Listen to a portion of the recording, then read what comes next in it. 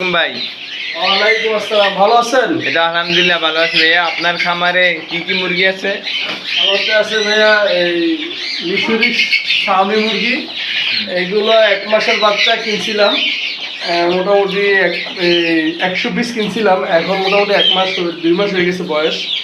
এগুলো আপনার 4 মাসে 4.5 মাসে ডিম পারে, টানা ডিম পারে 18 মাস। আচ্ছা, এগুলো ডিমের খুব চাহিদা, আর আপনার এটা শর্টকাটে বড় হয়ে যায়, বড়ই আর আপনার এটা রোগ ব্যাধিও কম হয়। এগুলো মানে মুরগির জগতে এগুলো পাললে খুব ভালো লাভবান একটা মুরগি। মুরগি। আচ্ছা, এগুলা কি ডিমেরও খুব চাহিদা, ডিমেরও দাম। আপনাদের ফার্মের মুরগির ডিম 11 টাকা 12 টাকা বেচা থাকে, এগুলো 20 টাকা থেকে 22 টাকা বেচা বিক্রি করা যায়। আপনার এই মুরগিগুলা কি কি খাবার খায়? এগুলো আপনার যেটা শিখাবেন আপনি ওটা খায়। এই ফিট, এটা ফিট, এখানে গম দেয়, তারপরে আমরা এখানে আপনার শাক ধান পরে একটা মিক্সার করে দেয়, ভাতও খায়। মানে শর্টকাট খানা দিয়ে রাখি যে আপনার এই গম আর ফিট, এগুলো খাইলে শর্টকাটে বড় হয়ে যায়। এগুলা পালন করে কি লাভবান হওয়া যায়?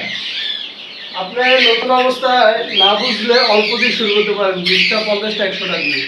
পরে আস্তে আস্তে আপনি যদি ভালো ফলাফল পান, আপনি একটু বাড়াইতে পারেন। আপনি আগে নতুন অবস্থায় বেশি নেবেন না, অল্প নিয়ে দেখেন।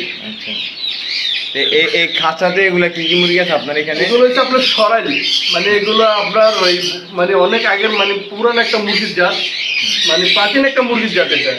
এটা আপনার অনেক দাম, একটা 3,000 4,000 5,000 10,000 টাকা একটা মুরগি বিক্রি করা যায়। আমি একজনের থেকে বাচ্চাগুলো সংগ্রহ করছিলাম 500 টাকা পিস।